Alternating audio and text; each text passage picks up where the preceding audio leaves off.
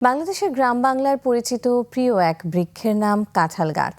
শুধু ফলের স্বাদেই নয়, পুষ্টিগুণ ও অর্থনৈতিক দিক থেকেও কাঁঠাল আমাদের জীবনের সঙ্গে ওতপ্রোতভাবে জড়িয়ে রয়েছে। কাঁঠালকে জাতীয় ফল হিসেবে স্বীকৃতি দেয়া হয়েছে, যা দেশের ঐতিহ্য ও কৃষিভিত্তিক সংস্কৃতির একটি গুরুত্বপূর্ণ অংশ। কাঁঠাল গাছ সাধারণত উঁচু ও সবল প্রকৃতির হয়।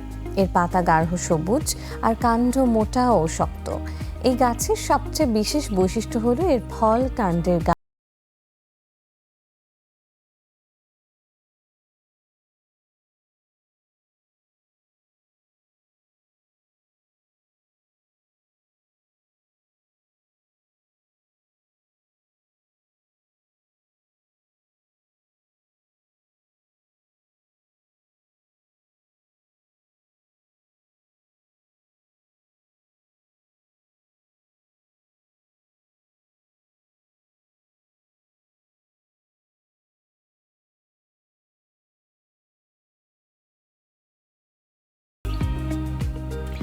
একটি পূর্ণবয়স্ক গাছে একসঙ্গে অনেক কাঁঠাল ধরতে দেখা যায়, যা দূর থেকেই নজর কাড়ে।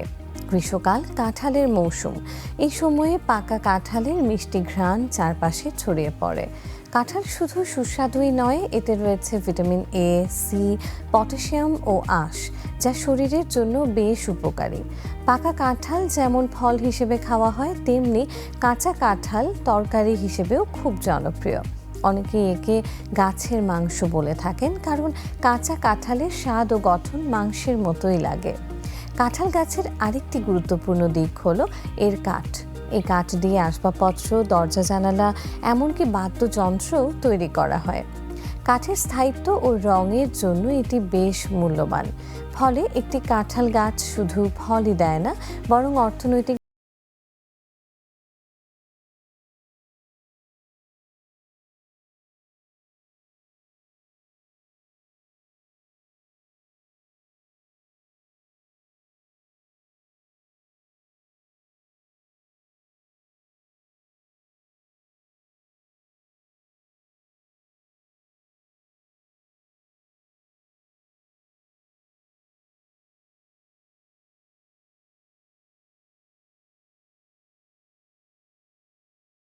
গ্রাম বাংলায় অনেক পরিবারের উঠোনেই দেখা যায় কাঁঠাল গাছ।